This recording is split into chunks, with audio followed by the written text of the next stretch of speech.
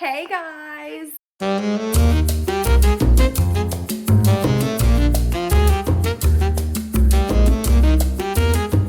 Welcome back to Art Class with Miss Clark. Today we're going to be doing a really fun art project. We're going to be making homemade scratch boards.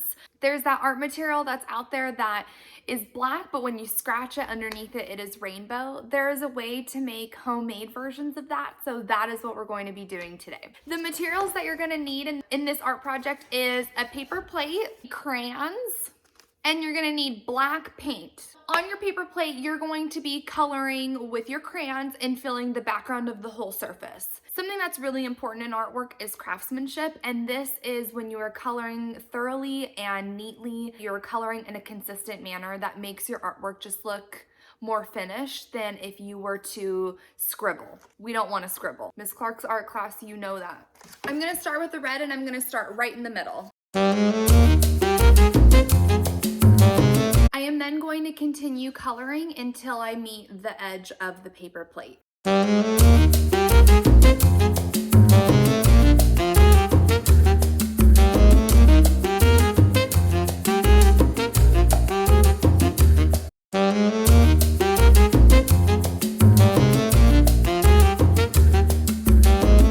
So you can color it any way that you want. I started from the middle and I radiated out. Radiate means that it starts from the center, it expands from the center. You can color it in stripes, you can color it randomly, you could do random blocks of color. It doesn't matter how you color it. After you are done coloring it, you are going to get some black paint and you are going to put a thin black layer of paint on top of the crayon.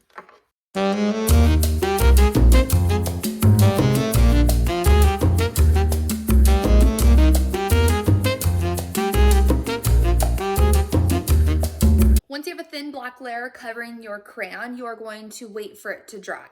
Once your paper plate is all dry, you are going to be taking a pencil. With this pencil, you will start to draw on the paper plate and the paint will start to scrape off with your pencil. The challenge for the day is we are going to be making a mandala. A mandala is usually used in the religions of Buddhism and Hinduism. In our culture today, they have been used in reference for meditation. So they are in a lot of coloring books. Mandalas signify the earth.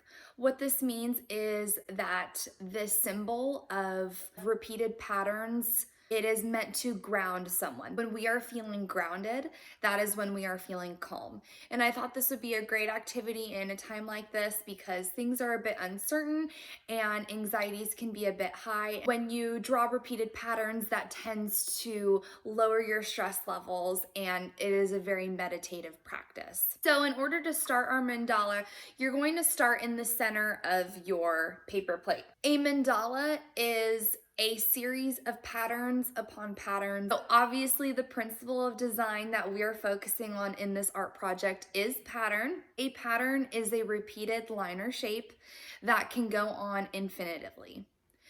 So you are going to start in the center and you are going to radiate your patterns. So just like I radiated my colors and my crayons from the center, I'm going to radiate my patterns. That means I'm going to start in the center and then it's going to build outwards.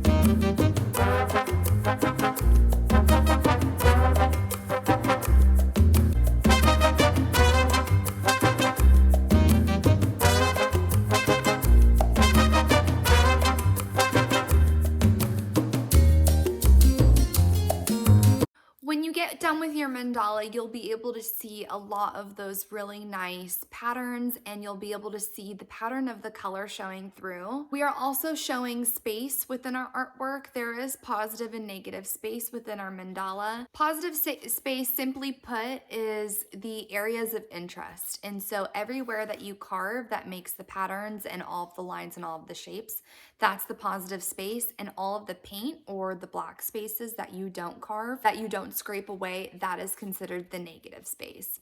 That's all from me. I hope you enjoyed making mandalas. Tune in next time for Art Class with Miss Clark.